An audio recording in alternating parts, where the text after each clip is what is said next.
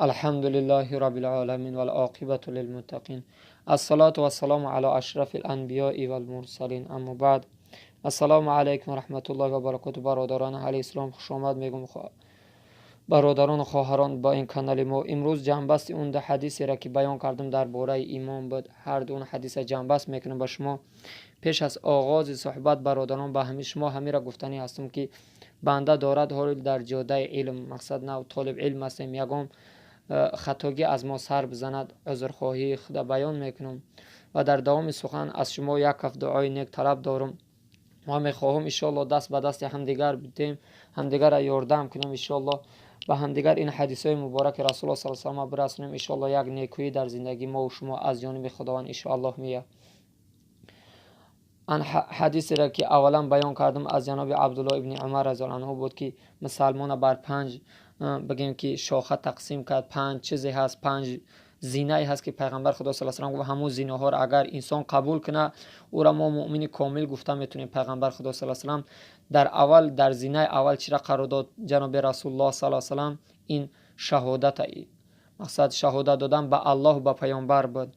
برادران اهل اسلام در هر جا که وقت شهادت به الله و به پیامبر که دادیم فراموش نکنیم که پیرو به اون شهادت باید شرط مهم باشه. به خاطر که ابو جهل میگفتن خیام یا لا اله الا الله محمد رسول الله برای تو مشکل گفتن، میگو شما نمیفهمی. میگفتن چیه؟ میگو وقتی که اون محمد صلی الله علیه و لا اله الا الله محمد رسول الله که میگو کارهای حرام نمیکنی و کارهایی را که شریعت را امر کرده است او را میکنی، مثلا زنا نمیکنی، عرق نمیخوری، دیگر گپای حرام نمیکنی. به همین خاطر معنی لا اله الا الله محمد رسول الله خوش رو توجه کنی، با واقعیت اون لا اله الا الله برسه. ان شاء الله درس‌های آینده در شرح و توضیح میدیم ان شاء الله. دیگر زینه‌ای که پیغمبر خدا صلی الله علیه و آله با ما و شما گذاشت این نماز است برادران. باید که نماز هم برپا بداریم. نماز یک چیز، یک ستون مهمی اسلام. پیغمبر خدا صلی الله علیه و آله میگه من اقام الصلاه فقط اقام الدین و من ترک الصلاه فقط هدم الدین. عبدالله ابن عباس این حدیث روایت میکنه کسی که نماز برپا کنه دینش برپا کرده است، هر کسی که نماز ترک کنه دینش از دست داده است. به همین خاطر هر کجا که باشی نماز بخونی، به هیچ عذر تر نکنی. بین مسلمان و بین کافر ای نماز سرچشمه میگیره برادران. امروز بعضی برادران به نماز هم میبینی میگه همون نمازخانه ها را میبینی بعضی خلقای بد دارن. خیر ها بعضی نمازخانه میبینی خلقای بد دارن، یکی دلالت به اون نمیکنه که تو نماز نخون. نماز یک شرط مهمی بعد ایمان. پیغمبر خدا صلی الله علیه و آله شب معراج خداوند فرض گردون نماز برپا بداره. سیم زینه پیغمبر خدا صلی الله علیه و آله چی قرار داد؟ بعد نماز چی قرار داد؟ این روزه قرار داد پیغمبر خدا صلی الله علیه و آله. باید روزه را برپا بداریم برادران. یک چیز مهمه روزه ماه شریف رمضان الحمدلله و المنه امیس است. یعنی که عایشه مادر پیغمبر خدا صلی الله علیه و آله میگه من صام رمضان ایمانا و احتسابا غفر له ما تقدم من ذنبه و ما تاخر. هر کسی که رمضان با ایمان و با احسان میگیره خداوند گناههای اوله و آخرش چیکار میکنه؟ بخشیده میکنه. مقصد ایمان و احسان چیه؟ نکو کردن، قرآن خوندن، یک کس دستش گرفتن، امر معروف کردن، یک صحبت اسلامی کردن، یک قرآن خوندن، دیگر امرها. نه اینکه روزه بگیری با روز تویگه خوره ایتنی، یا روزه دار باشی یک کس خفه کنی، یا حرام بخوری یا دزدی کنی، نعوذ بالله خدا نگه بداره. دیگر زینه که پیغمبر خدا صلی الله علیه و آله بر ایمان شرط گذاشت این چیه؟ زکات. الحمدلله هر برادران که در هر کجا که باشه صدای منم میشنوه زکات فرضه.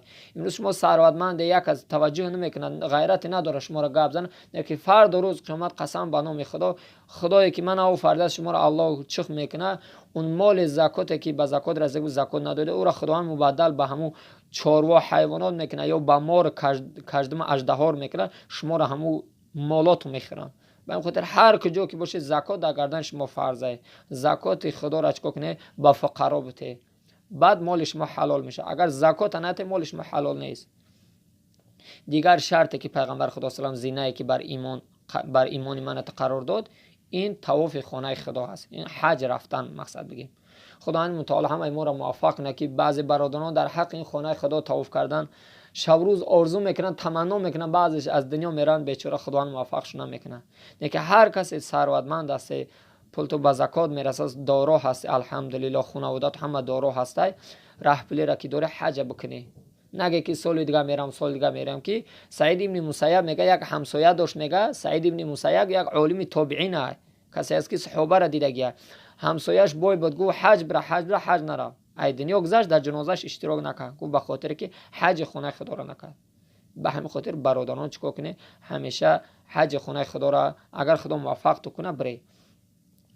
دیگر حدیث، این حدیث تمام کردیم. حدیثی که انس ابن مالک به شما بیان کرده بودیم، پیغمبر خدا صلی الله علیه و سلم بیان میکنه در اون حدیثی گو هر بار که هر کسی میفرش که حلاوت ایمان بچشه. مقصد از اگر در پیش یک انسان تا 1 ساعت 2 ساعت اگر تعریف یک آش بکه، او نمیدونه که او آش خیلی با مزه بود. فقط تعریف اینه، تعریف میگه اوخی بیار یاد نولا بخورم و بگم که اوخی آش تو چه خیلی بود. ایو تعریف تو من چی میفهمم؟ انا همون پیغمبر خدا صلی الله علیه و میگه که مزه ایمان میدونی تو واقعا میچشی، حلاوت همون ایمان میدونی کی میچشی. مثل که تو آش میخوری بعد مزهش میفهمی، همون ایمان هم کی میچشی، تو کی مزهش میفهمی. وقتی خدا و پیامبر در زینه اول دوست بداری. خدا و پیامبر دوست داشتن یعنی که جان فدا در راه الله باشیم. باید همیشه خدمتگار الله باشیم. هر چیزی که الله گفت او اطاعت کنیم، هر چیزی که پیغمبر خدا صلی الله علیه و آله گفت از او اطاعت کنیم. حدیث امام بخاری روایت میکنه پیغمبر خدا صلی الله علیه و آله گفت کل امتی یدخلون الجنه، همه امتی من داخل جنت میشن الا من ابا. گفت کسی که ابا کنه. پیغمبر خدا صلی الله علیه و آله گفتن یا رسول کسی هست که جنت نخواهد؟ رسول الله صلی الله علیه و آله در دوام چی گفت؟ و من اطاعنی دخل الجنه، هر کس اطاعت میکنه داخل جنت میشه. و من عصانی فقط ابا، هر کسی که عصیان کند گپی من نگیرد به شریعت من نرود داخل جنت نمیشه. به همین خاطر هر کسی بگه خدا را قبول دارم پیامبر را قبول ندارم ما او را مسلمان گفتن نمیتونیم. یا بگه نماز قبول دارم زکات قبول ندارم او را ما مسلمان گفتن نمیتونیم. یا بگه من مسلمانم اینه که پدر مادر احترامش قبول ندارم او را ما مسلمان گفتن نمیتونیم. این آیات هایی است که از هم جدا نمیشن برادران. اینا هیچ محل فراموش نمیکنیم. دایاتو بگیره طاقت چشم کور نمیشه، دیلم کور میشه. دیلاتو کور کشید. این گپا میگوی این انسان یک سفسطه برای من عقل کشید. نه که این همچی یک برادر غمخوار من بر شما میگم. هر برادر خواهر که نگوش میکنه فردا روز قیامت الله من ترا چخ میکنه از این سخنا میپرسه. یکم شرط حلاوت ایمان پیغمبر خدا صلی الله علیه و آله چی گفت؟ محبت الله و پیامبر در زینه اول. دیگر کی ما محبت الله به دست میاریم؟ هم دیگر از برای خدا دوست داریم. پیغمبر خدا صلی الله علیه و آله گفت که دو چیز در بین تو اگر چی نکنیش ما ایمان به دست آوردن نمیتونه. یکی افشاء السلام، سلام به همدیگر بده و همدیگر از برای خدا دوست بداره. هر چیز هر برادر هر خواهر را که تو از برای خدا دوست بداری الله تو را دوست میداره. الله تو را عزت میده. الله تو را عزت داد ایمانت کامل میشه. هر کسی را دوست میدارم از برای خدا دوست بداریم اگر ایماندار باشه، با توفیق باشه، رحم خور باشه. نه که هر کسی که کارهای بد میکنه، کارهای حرام میکنه، به خاطر هم کارهای بدش میبینی، اینش نه ایمانداری تره. پیغمبر خدا صلی الله علیه و آله میگه حب فی الله و بغض فی الله فقط استکمل الایمان. دوست دارید از برای خدا باشه، بد دیدن از برای خدا باشه، ایمانت کامله. کافر از برای کافری و ظلمش بالای مسلمان میکنه، تو شومش میبینی، او ایمانداری تا. مسلمان که احسان میکنه، خوبی میکنه، غم مسلمان میکنه، از برای خدا دوست میداره، ایمانداری تا. نه که چی بیناموسی که امروز در هر سایتی که بداره مسلمان خیانت کرده است، کیدت کرده است. به خاطر محمد اقبال میگه چون جوان را بینم بی ادب، شبی من تاریک میگردد چو شب، روزی من تاریک میگردد چو شب. همین روزی روشن در نظرم تاریک میگرده. میگه وقتی که همین جوان بینم بی ادب، نخو مسلمان کیدت کنه، مسلمان خونی مسلمان بریزنه، مسلمان حالت کنه، شرمندگیه. همرا میگه روز شام برون تاریک میگرده وقتی جوان بینم بی ادب. دیگر اینکه پیغمبر خدا صلی الله علیه و آله حلاوت ایمان وقتی شما میچرسه که از همون کفر و عصیانی که داشته دوری باشیم. مثلا تمنای همون را نکنی. یک انسان کافر به خدا هدایت کرد، مسلمان شد، شکر کنه، فقط پیش الله گریه کنه، شکر کنه که خدای تو منو مسلمان کرد، من ایماندار کنی. یا یک وقت یک انسان به نام مسلمان بوده، همیشه عرق میخورده، زنا میکرد، کارهای حرام میکرد، خدا هدایت کرد، 5 وقت نماز میخونه، در روی نماز گریه کنه پیش الله مهربان که الله منو هدایت کردی، تو الله منو توفیق داده، از دوزخ نجات داده که امروز مسلمان واقعی شدم. شکر کنیم. با شکر نعمت دین کوش که کردی در بتخانه رو فراموش. شکر نعمت دین تک، شکر اسلام تک، الله ترا هدایت کرد.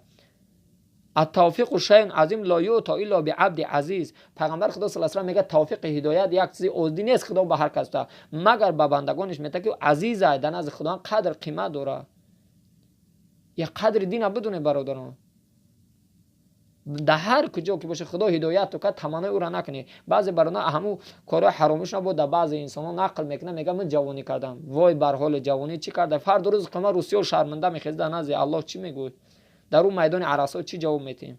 به این خاطر هر کجا که باشه از الله تمنای هدایت کنه. خدا همه ما و شما را توفیق ده، خدا ایمانای ما و شما را کامل کنه. و آخر دعوانا ان الحمد